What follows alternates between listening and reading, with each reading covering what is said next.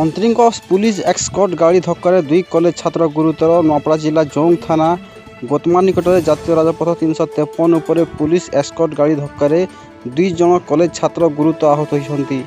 उभय national college युक्त 2 प्रथम वर्ष छात्र जितु दास और जोगेश्वर पोड़ एवं उभय छात्र जिला मुख्य चिकित्सालय गुरुतर अवस्था चिकित्सित होती। आज पूर्वाह्न जोंग थाना खरिया रोड सहर पीएचडी पड़ारे जितु और जोगेश एक बाइक रे राजपथ में सिलदा स्थित नेशनल कॉलेज को पाठ पढ़ाई आसुले।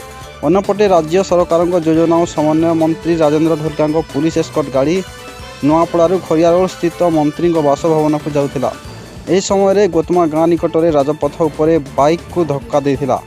एथिरे 2 कॉलेज छात्र गुरुतर आहत होते हेले पुलिस कर्मचारी माने उभय गुरुतर छात्रों को उद्धार न कर किसी समय धरी दुर्घटना स्थल पड़ी रही पर पुलिस पहुंची उभय छात्रों को उद्धार कर जिला मुख्य चिकित्सालय भर्ती करथिला। एवं उभय छात्र जिला मुख्य चिकित्सालय चिकित्सित होता बेले डाक्टर उभय को बुर्ला रेफर करिसेंती। हेले परिवार लोक रायपुर घरोई हॉस्पिटल को चिकित्सा नेमाकू जिद धरी फल हॉस्पिटल परिसर चापा उत्तेजना देखा मिली।